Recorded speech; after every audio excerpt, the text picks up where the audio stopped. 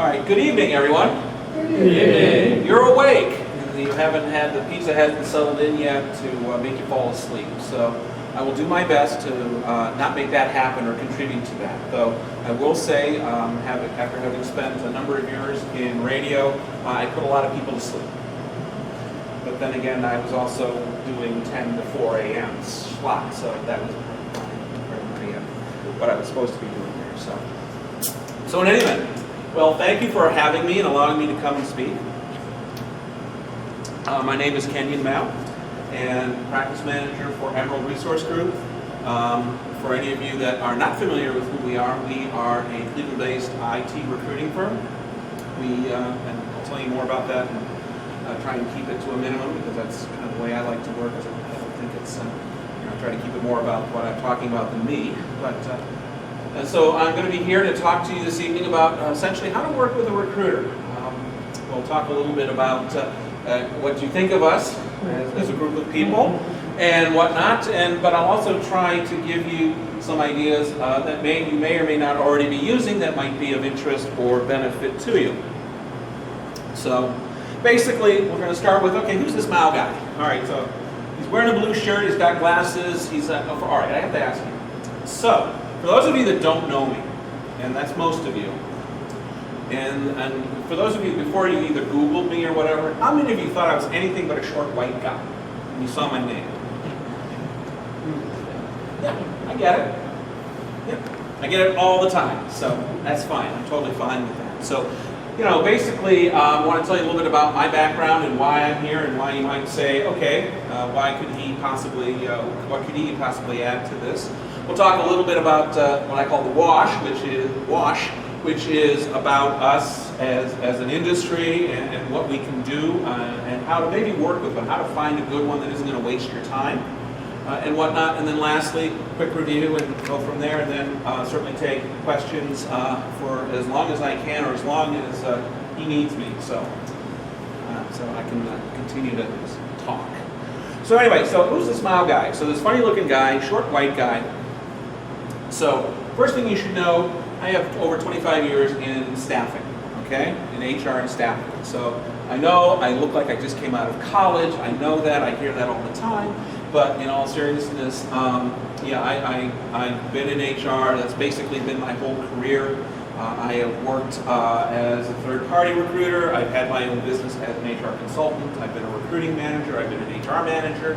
So seen a lot, touched a lot, not only just from the standpoint of simply trying to find people jobs and find people to fill jobs, but also coaching employees, coaching people, trying to even coaching managers, and trying to basically get happier, healthier, more engaged employees, which is at the bottom of what I do even in my current role, which is what I'm interested in more than just, as I like to tell people, putting a button in a seat. So as I just said, basically, I've done the headhunter thing, I've done the recruiting manager thing in corporate America, I've done the HR thing as well. So from an IT standpoint, say, okay, that's great, Kenny, you've been in this, for a while. Well, 20 of those 25 years I've been in IT alone. Okay. So how many people remember COBOL, CICS, DB2, vSAN? I go back to those days. When I was happy finding a COBOL CICS DB2 person. And then everything that's happened since then. So I've seen a lot of technology come and go, and I'm trying to keep up, because I know it just seems to be accelerating even faster. It seems like I talk to clients, I talk to candidates, and I'm hearing new stuff every day, which is actually something I enjoy, because it helps keep me up to speed with what's going on there. So I find that very cool. So for the last 2 years, I've been working in information security recruiting. You actually see here one of the fruits of my labor, Mr. McBee. Prior to being at Emerald Resource Group, I was head of recruiting in HR for Secure State. So that's where Tom and I first met. When he ambled in the door and we interviewed him, and somehow we decided to take him anyway. I mean, we did take him, so. It was a great addition, and is clearly still adding value. So So anyway, so from an information security standpoint, and when I say InfoSec, I'm including, I'm talking about GRC as well, governance, risk, and compliance. So all the things that go into, how do you protect the system, how do you protect the apps, as well as how do you make sure you're compliant. So that type of thing. That's what I work on even now. So, all right. So my first question is, kind of around who are these people? So and you will not hurt my feelings in any way, shape, or form. So my question to all of you is, audience participation, so what do you call us recruiters when we're not around, when we're not listening, or when you're out listening to someone on the phone and you don't want to be talking to them? Go ahead. My LinkedIn friends. My LinkedIn friends, okay. Okay, what else? Someone wants to take a percentage of my starting salary. Okay. Well, I don't know if we're necessarily taking it out of your salary, but it's based on a percentage of it. So, what else? What else are we known as out there in the field? Human capital broker. Human capital brokers. What? Used car salesman, IT. Yes, IT used car salesmen, flesh peddlers.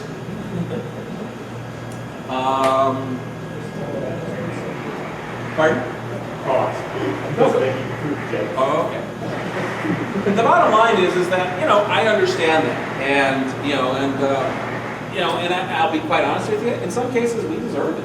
We as an industry deserve it because unfortunately, some people within the industry have given us that bad name for any one of a number of different reasons, and it's and I don't want to even go into it, but I've had to clean up some messes, both as a third-party recruiter coming in, trying to convince someone, a client, that okay, I'm not going to be like the previous guy that was did whatever, or in some cases when I was recruiting manager and having to work with whatever mess they created. So get it, got it, understand it. So I won't deny the fact that as an overall industry, some of this we do, we deserve because there are some bad apples that are there.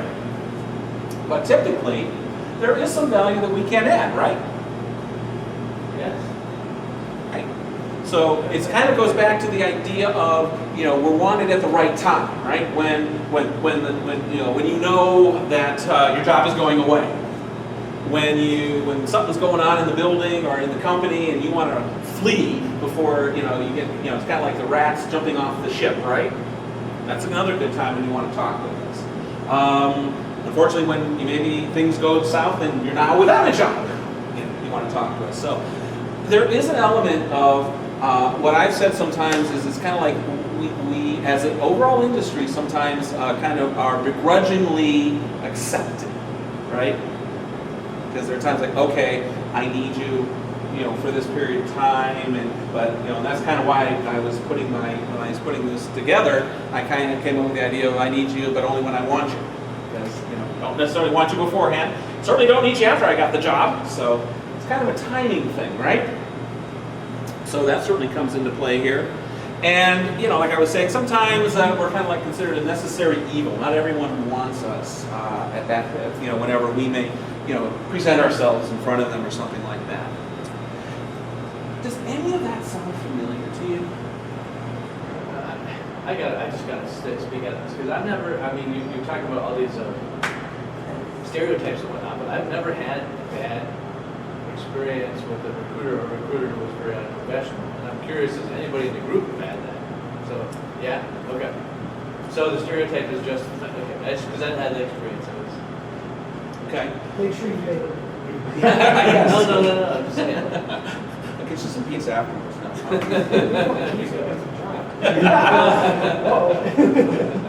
We can work on that too. But let me ask you this: taking out, the industry as it is, and some of the, disreputable and the pain in the butt types. Can you think of any other job that has the same kind of thing when you only want it when you want it? Dentist is one. Business broker. Business broker. Insurance agent. Insurance agent, yes. What about consultant. People in this room Yeah. and InfoSec, have you ever had that experience where you're trying to convince a manager that they need to do something for protection, and they're kind of like, yeah, maybe, talk about it later. I'll want what your solution is right before I know I'm going to get hacked.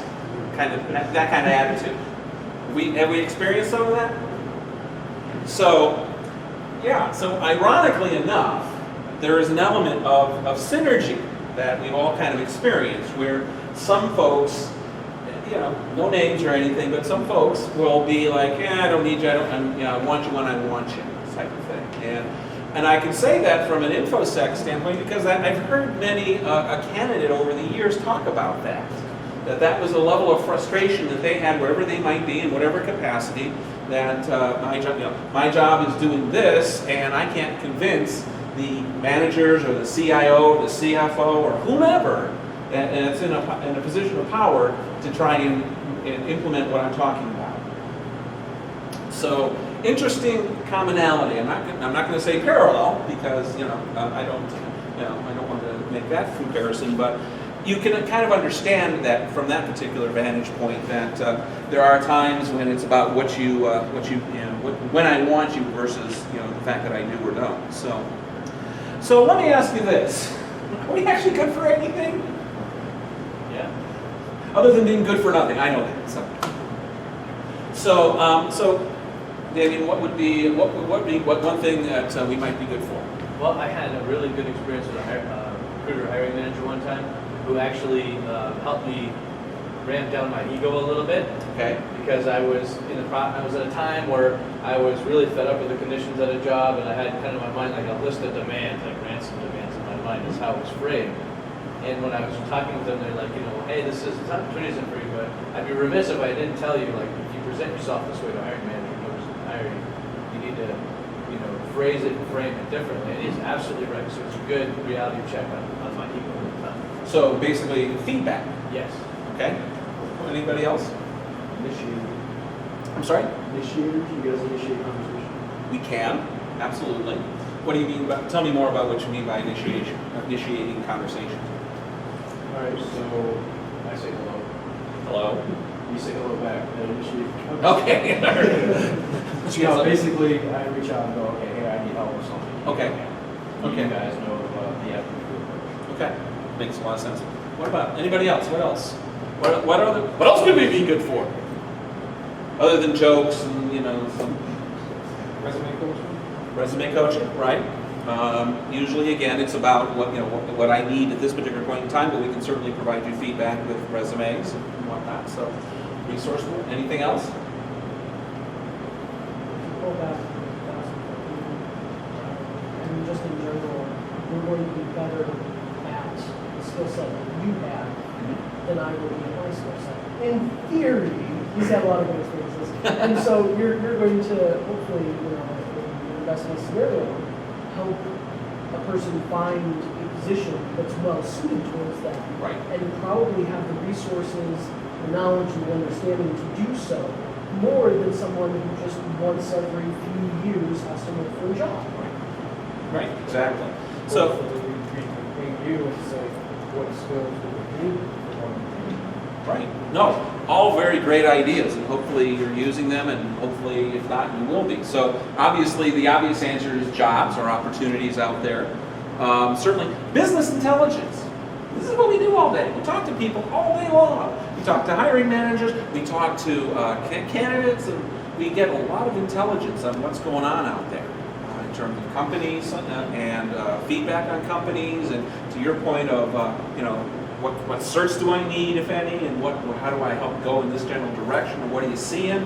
So we can certainly be a source of a lot of business intelligence, as you said before, a source of information too, source for, maybe it's something as, as simple as, and I often offer this up a lot, when I'm talking to candidates, is, hey, if you need some help, or you think you need some help maybe in, the review time, and getting some more ducks in a row, so when you go in, maybe you're in a position to get a bigger raise, or a bigger bonus, or something like that. So sometimes recruiters can be resources for you, even in your current job. which, you know, a lot of people, you'd be surprised when I put that out there, I haven't had anyone that says, wow, I already do that. Usually the response is, wow, I never thought of it that way. So I make the suggestion here. Certainly, as Damien was saying, it's feedback. You know, here's what I think, you know, would maybe make for a better resume, or here are some things that you might want to do from an interviewing standpoint, that type of thing. So certainly, we're going to be able to help you market and sell yourself better than if you just trying to go through, you know, whatever top 10 Google list you may have come across on what people are looking for. So certainly a good sense for that. Advice as well, in terms of, again, whether we're talking about certifications, career, or places to go. I've had some people talk to me and say, hey, here's what I'm thinking. What's your opinion on how I can get there? Or what do I need to do to get there? And I'm happy to answer that. So again, basically giving them some information to try and help better their career. And then lastly, believe it or not, we can actually be friendly people. What? I know. Lies. So, yeah, again, it depends, I think, a lot on the people. I've been around a lot of firms, so in my days as a corporate recruiting manager, one of the things that I would do is, and I understand this, is be the resource for my hiring managers and IT, funnel all the recruiters to me, and then vet them out. We'll talk a little bit about some of the things you might want to do there, but having grown up in Northeastern Ohio's recruiting community, I know a lot of people, and I know a lot of firms, and I know a lot of reputations of those that could possibly be good people to work with, and those that maybe not. Because I think one of the things I wanted to make sure you walked away with tonight is some ideas, if you haven't thought about this or experienced this, of what is in it for you. What could you use in terms of how might you be able to discern if the person that's on the other end of the phone even knows how to spell IT or something along those lines, which unfortunately isn't always the case. Having grown up in some of the larger international recruiting firms that I've worked for, it's an interesting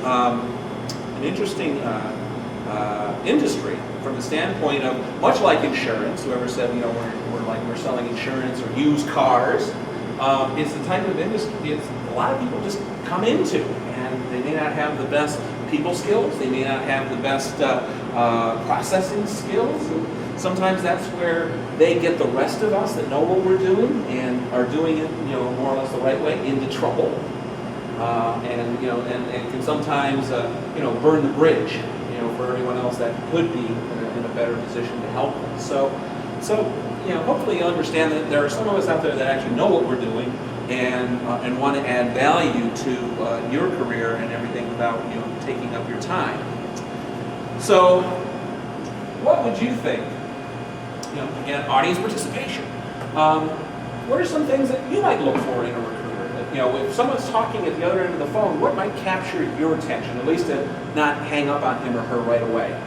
Other than, assuming you're not in a rush and have to really run off to a meeting.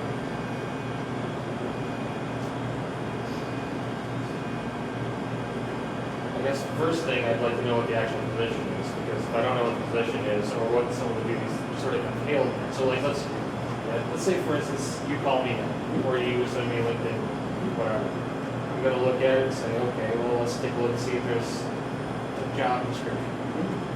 9 chances out of 10, I'll do a lot of auditing. Those job descriptions. And that's unfortunate sometimes, is that the job descriptions that we're working with were written by HR dweebs, and I can say that because I used to do it. I'm an HR dweeb. Not only that, a lot of times the company doesn't know what that position needs to be done. Exactly. And they're feeding it into the HR department, and the HR department's just saying, okay, sounds awesome, let's go find that. Mm-hmm. So hopefully maybe the person that's calling you up has maybe had a conversation with the hiring manager to really be able to ferret out what they're really looking for. Here's what the job description says, but this is what we're really emphasizing is, we're not emphasizing 1, 2, 3, the real emphasis is on 6, 7, and 8. I'm looking for advocacy. Okay. My own advocacy.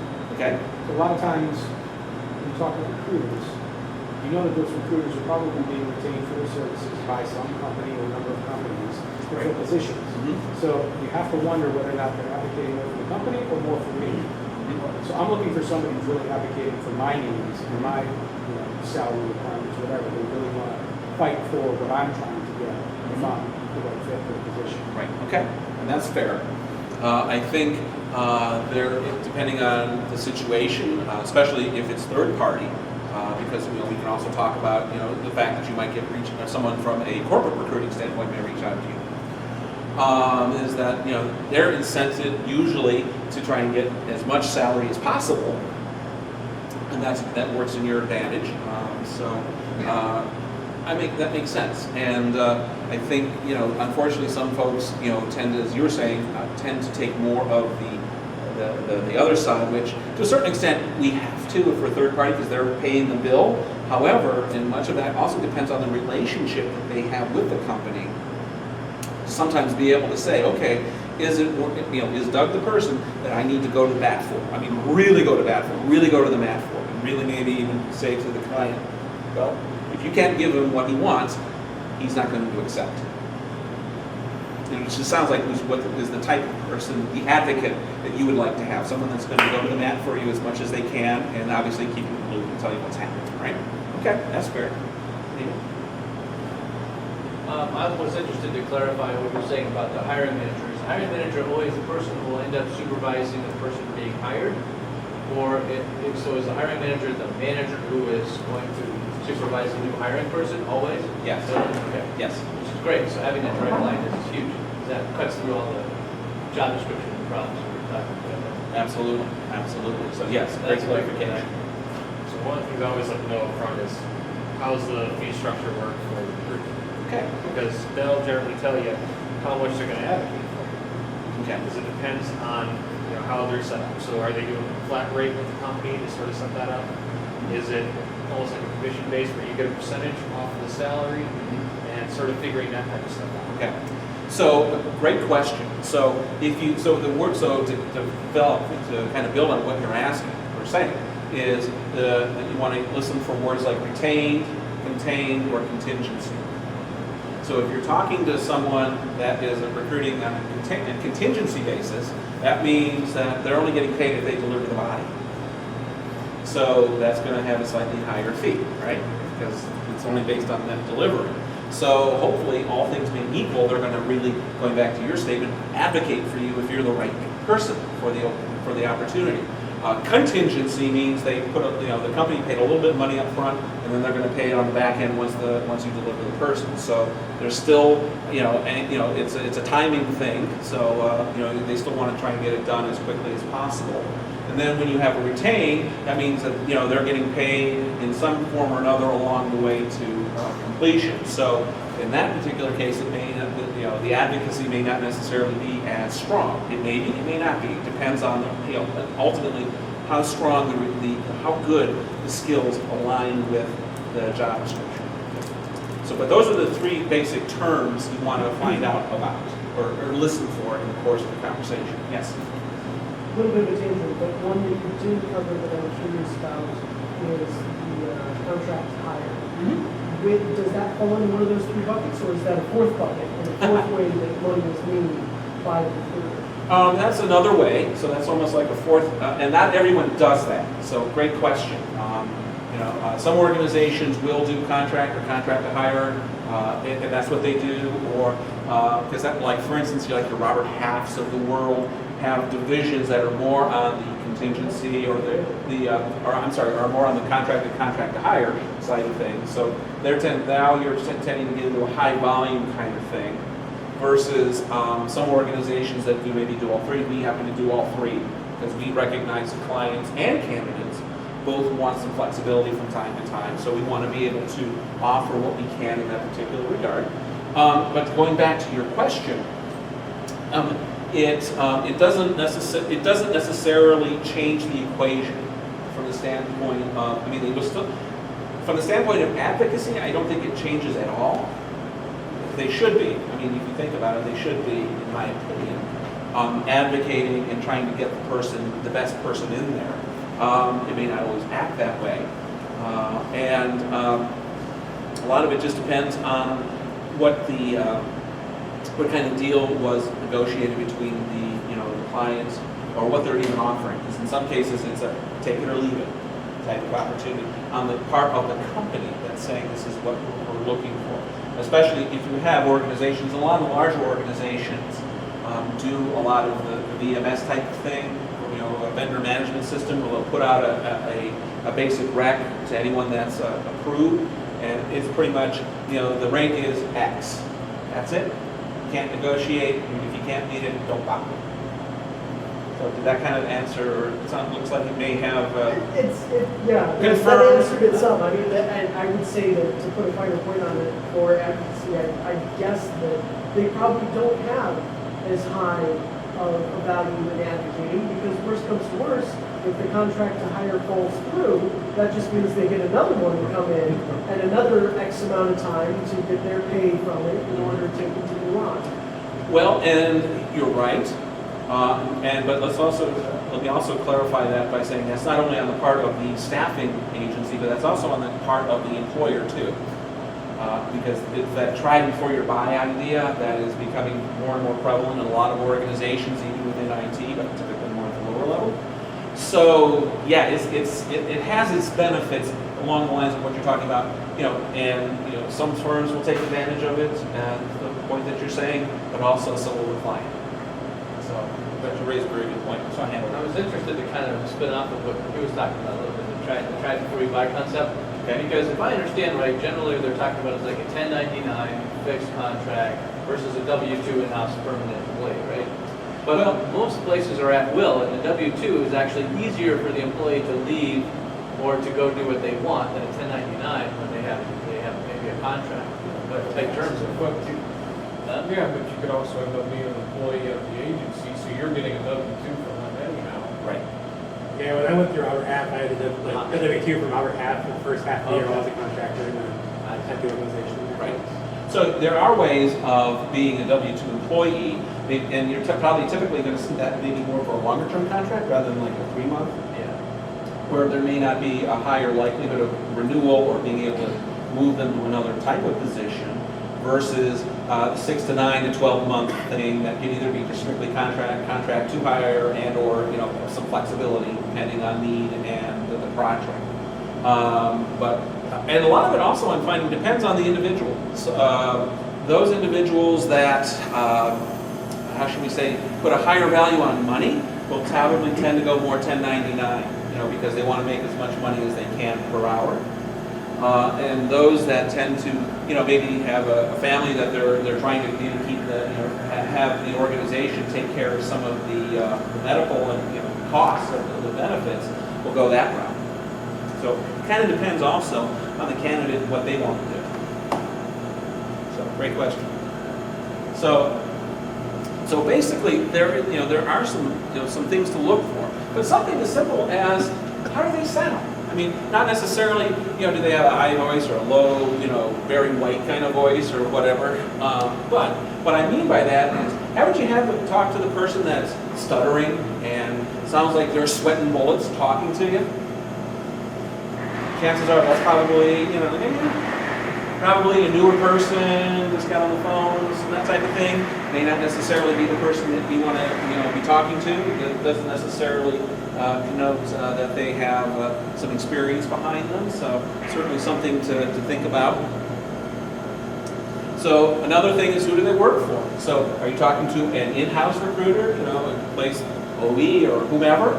And so you kind of know who the employer is, and good or bad, what's going on there. Are you talking to someone like me in the third-party world, and in which case they're, we may not necessarily, say, okay, the client is X, Y, Z, but at least talk to you about the opportunity and see if it's something that's going to be of interest, if it's a match, and if it isn't, then there's flexibility to go in a different direction or that type of thing. So you probably want to know who they are. In some cases, you may also want to know what firm do they work for, if they're a third party, because and not that I'm looking for names here, but have you talked to any companies, hopefully not mine, that, you kind of go, oh God, I've never talked to anyone from them? because they have a bad reputation, right? Or they burned a bridge. And like I said, hopefully none of it was me or my company. So, but anyway, to that point, there are some organizations that that don't necessarily have the best reputation as well. So you probably want to have some idea of who those are, and try and avoid those. Maybe more so than not. Ask them about themselves. What's their background? I mean, I gave you my little background on what I've been doing and how long I've been doing this, and I haven't had anyone hang up the phone on me because I'm too old. I've been doing it too long. Don't know what I'm doing. Well, my family tells me that all the time, but that's a different story. What's their history? Where do they come from? What have they done? That sort of thing. Who are they connected to? I mean, sometimes, if you get a phone, if you get a voicemail, you can sometimes look them up and you can see who you're connected to. And you can, or they know that person. Or, okay, I'm connected to Tom. Okay, Tom is a cool guy, so Tom knows cool people, so, all right, at least I'll listen to him. First time I'm sitting there going, no. So, I mean, it's about the connections, and also connections also involving companies, right? Because ultimately, at the end of the day, you're not, spending your time on your way home from work during your lunch hours or during the day to just kibitz. I mean, you want to know, where do you place people? Where can I work? I mean, so that might be something else. And then ultimately, how can they help you? I mean, so there are a lot of very good recruiters that might be more junior level. And they might be good at one thing, might be more on the how to get you the next job, next stage of your career, but maybe not as good on the advice or something of that sort. Maybe because they haven't had as much time as someone like myself who can kind of pinch it and go in a lot of different directions. So maybe think about how can they help you? What part what can they do? They can just be, hey, call me on a quarterly basis, or if you have this opportunity, or hey, let's talk a little bit about this, because I've actually had, I've had a couple of candidates who want to, get together with me. We have lunch, we have coffee, breakfast, whatever, and just talk about something more career related, or whatever. So something, again, it's about them, but at the end of the day, I'm willing to, try and help them get to where they want to go. So, and then ultimately, can you work together? So, ultimately, some of it's a personality thing. Is this person, totally counter to how you like to do things, or can they, are they someone that can work with you, that sort of thing? In the times where I go through recruiters and all, I usually go only one specific position. And one thing that I like to do is ask them why they think or why they decided that I was a good fit. Is that a fair question to ask? Yeah. I mean, you got to be prepared for a lot of different potential responses. I mean, hopefully, especially if it's someone that's talked to you before, they can say, hey, maybe you forgot about them or whatever, the name doesn't come maybe as readily because of the time they called you. But say, yeah, well, when you and I talked 4 months ago, you said you were looking for A, B, C, D, E, and this has A, B, and E. So I thought it was worth having a conversation. Perhaps the notes on your profile dictate that, or maybe your LinkedIn says that. So absolutely, I think it's a fair question to ask. And you'll probably get hopefully you'll get an honest answer of either why they're doing that, or if they're about the job, or about the skill set, or at least about, well, I really don't have anything that I know of that matches up with you. I'm just trying to, see what you're doing and learn more about how I can help you down the road. They might say that in other words. They probably don't say it here. But I mean, if you think about it, it depends on the answer. You can probably figure it out. But great question. So, anything else that you think we in the third-party recruiting world can add value to you in some way, shape, or form? One thing to piggyback off that is the credibility of the person. I don't know if the credibility is the right word, but I get so many just cookie cutter type emails and communications that say, hey, you're a perfect fit for this job. And then when you read the description, you're like, no way, shape, or form, am I perfect for this job? Those people kind of go on my blacklist or ignore list and just done with that communication right there at that point. Mm-hmm. That's a great point. There is a level of credibility that has to be had. Understand that the volume with which most recruiters are moving, is moving rather quickly. So, rightly or wrongly, many times they might not necessarily put as much thought into whether it's the matching of, okay, here's my job opportunity, here you are from your LinkedIn profile or the profile in their database. How well does it line up to just trying to say, hey, look, my approach is typically say, hey, look, let's cut to the chase. Here's what I do. Here's what I'm probing you on. Yes or no. And more times than not, that tends to be something that people appreciate. I'm not trying to waste anybody's time, because time's valuable. Mine is, but certainly yours as well. And hopefully that gives me some credibility, the fact that I don't want to waste your time if it isn't going to be a good fit. Sometimes it might be, we don't have enough data in whatever we're looking at to be able to say if it is or not, so we have to call you or reach out to you to say, hey, I have something, can we talk a little bit just to see if it's a fit? Yeah. Did I see a hand up? Oh, sorry. I'm seeing. Sorry. You're just used to questions. That too. Anything else? So there is some value that we in the third party can actually bring, to you. So to kind of encapsulate. So we're people too. We have feelings. We make mistakes. We have people that don't know what they're doing. We have companies that don't know what they're doing and somehow still, seem to make money in our field and give us a bad name. But then there are also those of us that know what we're doing. We sincerely want to help, and we sincerely want to make your job, your skill set, your career a better thing. Yes, there is a selfish element to it because we get paid for it. I don't want to deny that. That's how we make money. I get it. But having said that, I know of a lot of folks that, there is an element of really, and believe me, I've interviewed enough HR people in my life to know that I don't like hearing, why do you want to get into HR? Because I want to help people. But there is an element of that within what a lot of recruiters, and myself included, like to, because I really do want to get to know people. I want to help them, and try and make a better life for them, or at least put them into a position for something better. So there is that too. We can be a good resource for your full career cycle. We don't talk a lot about that here in business, but I think that's something to really think about. Career cycle. How many jobs is it that you're supposed to have now? It went from 30 years ago you want to have one job, right? Now it's up to how many? Well, that was the average tenure for a consultant, 18 months or 2 years or something. Something like that. Yeah. So then if we lived to 60, 68 years old, that's 30, something like that. Well, but so it isn't that much. But there's a lot of job changing going on there. So if you're looking at it, from again a selfish standpoint, is you want to make sure your career's headed in the right direction, or when life throws you that curveball that you didn't see or couldn't see or whatever, and you want to reset, it's a good, we can be a really good source for getting yourself back on track. And understand that that there are a few bad apples, and there will always be a few bad apples in our industry that will taint the barrel.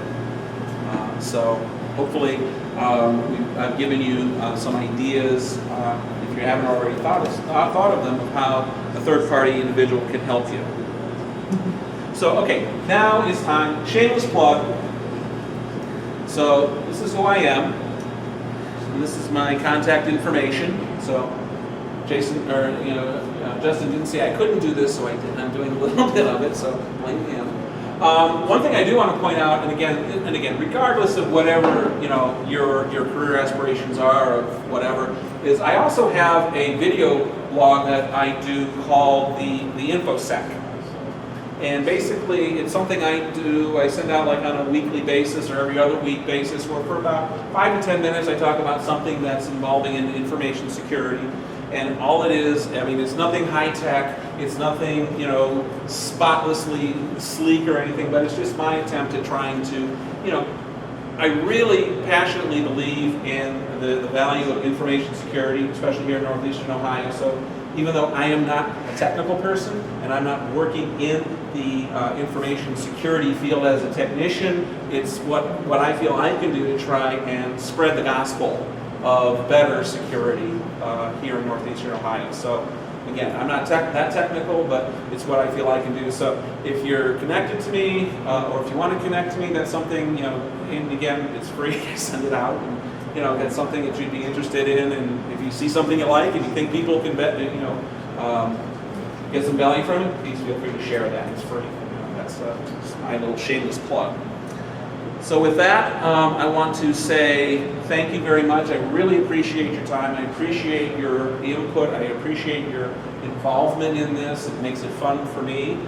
I can talk one way, but I prefer, audience participation. So again, I want to, first of all, let me ask you this.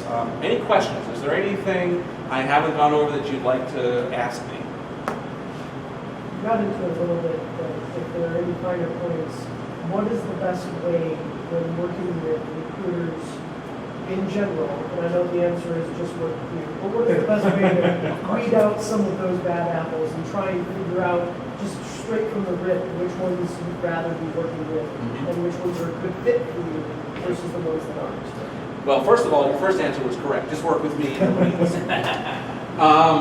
all seriousness, I think part of that is getting to know them and seeing. I think you can get a feeling if they really are interested in you or not, or if you're just a name on a screen that they need to plow through.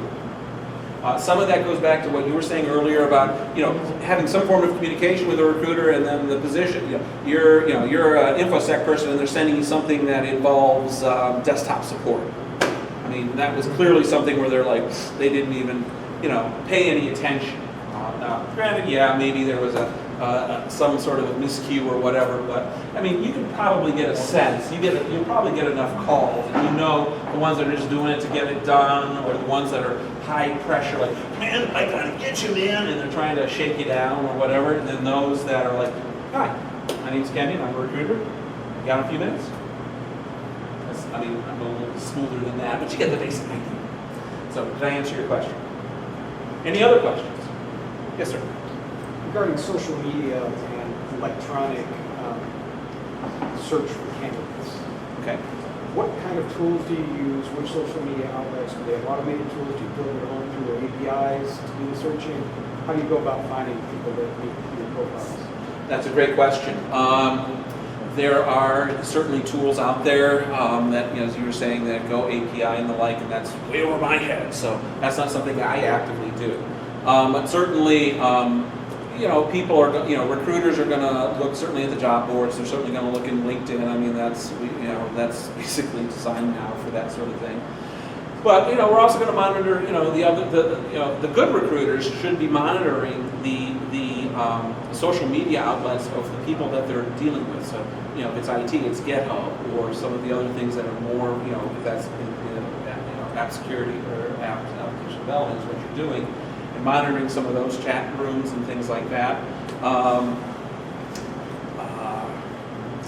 Twitter and so forth. So it's just so fragmented. There's a lot of different ways that you can kind of go out and tackle that.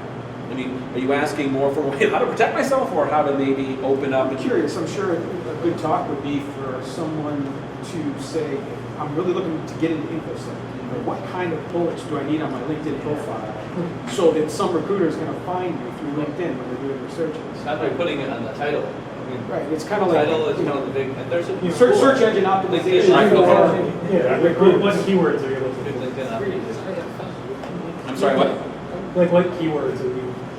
A lot of that's going to depend on what you're doing. So it's going to revolve around. Titles don't necessarily mean as much because they, a network security analyst. Well, what does that really mean? Because that can be, at your company it means one thing and it means something completely different in yours. However, it's going to be, more around the technology. So so if you can, in your LinkedIn profile, whether I don't know if you want to put that in your next to your name and title, but certainly in your skill set, what types of things are you touching? Cisco and all the Cisco things that you do, and what kind of SIM you're working with, or if you're, what certs you have, and that sort of thing. So, So I guess one of the questions sort of go off of that. What are the first things you look at if you're looking at a candidate? Are you looking at their titles? Are you looking at keywords within their resume or their like overall page, like in a PLAYBILL page? Like what attributes do you look at first to try to match them up with the company? the first thing I'm looking at, I'll speak for myself, is I'm looking at skill sets. I'm looking at skill sets and certs, because that's what, that's gonna help speed things along from the standpoint of, if I know that my client needs, says I need, that the candidate they want me to give them has to have a CISA, well then I know if I don't see CISA on that person's LinkedIn profile or on their resume, I'm not gonna throw it away, obviously, but I'm moving on.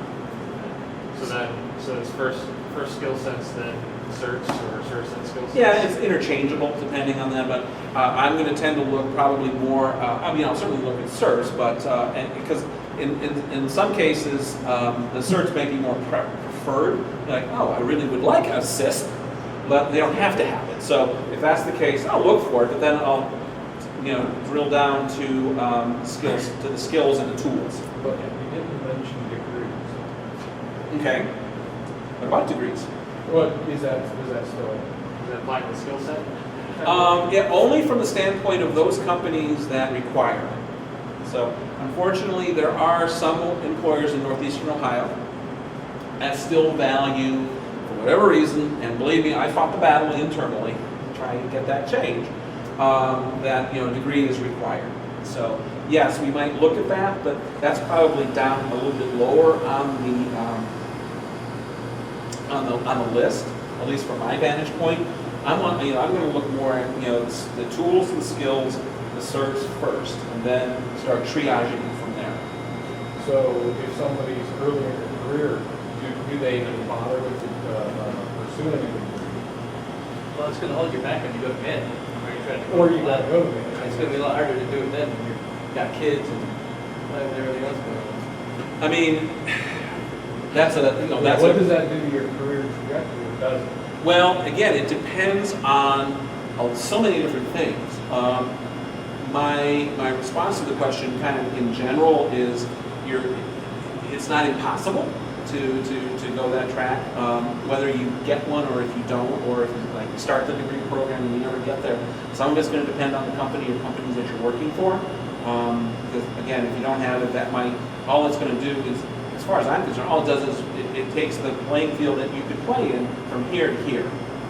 Because those companies out here require a degree of some sort. And if you don't match that, then they're not going to look at you at all. So, okay, so now you're dealing with this. So now we have to look at other things from a career standpoint of where do you live, where are you working, what are other shops that would consider someone without a degree within that band.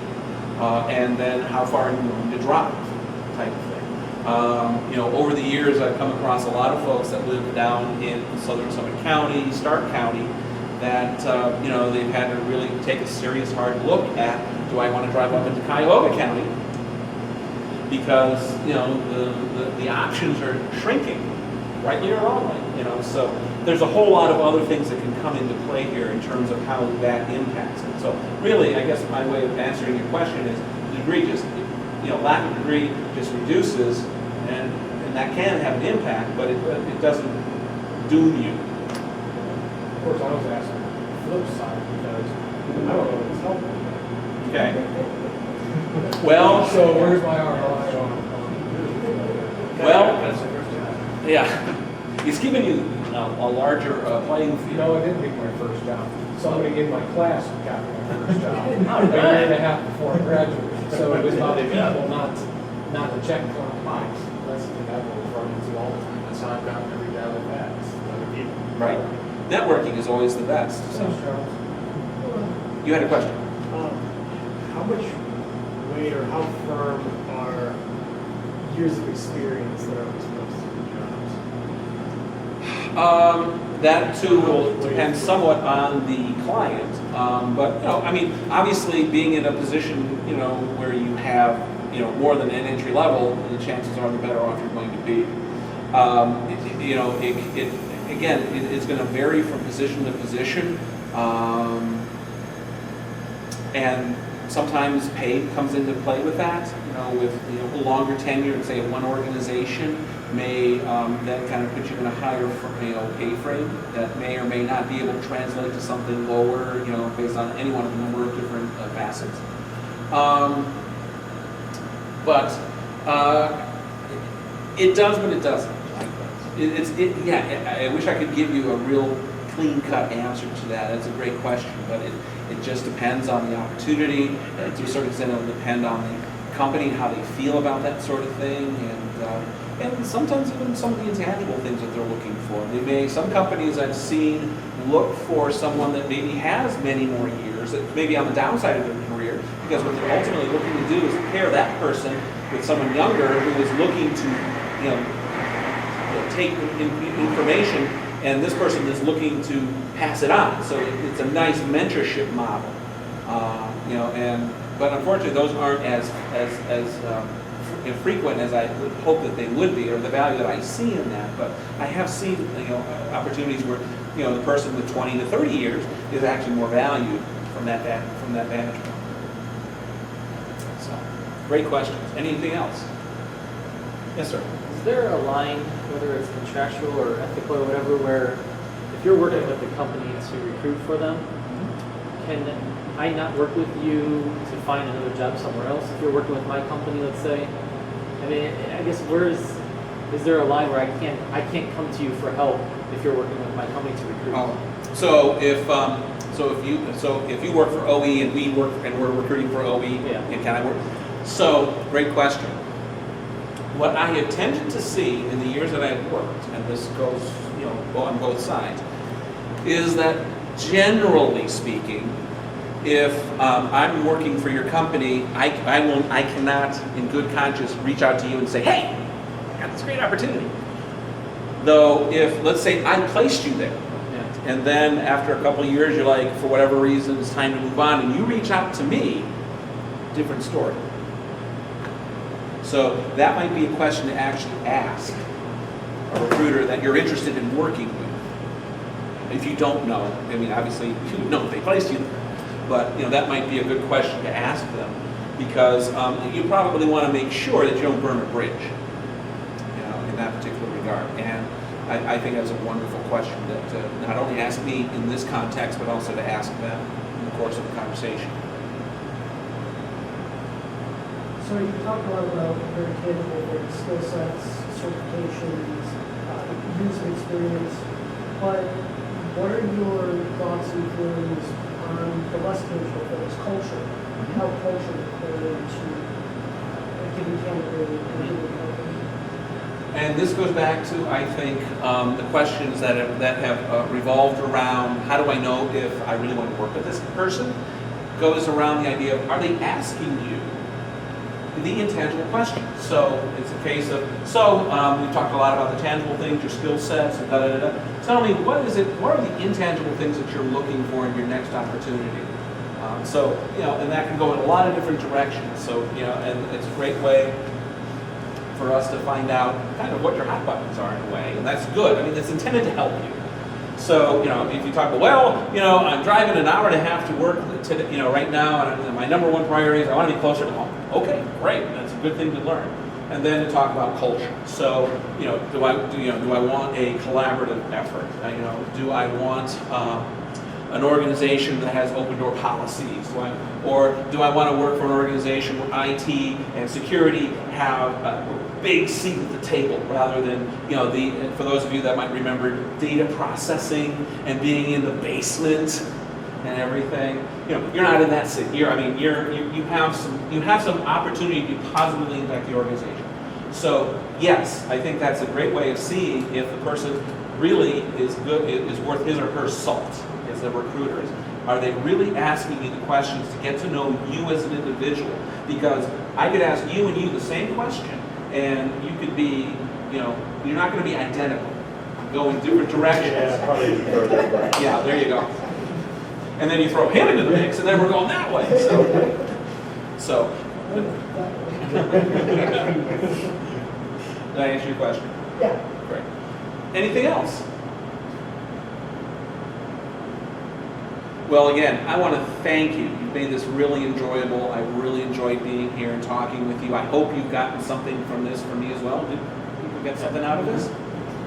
Wonderful. So I'll be around. So if you want to, talk, I have business cards, but all on the up and up. So thank you. I really appreciate it.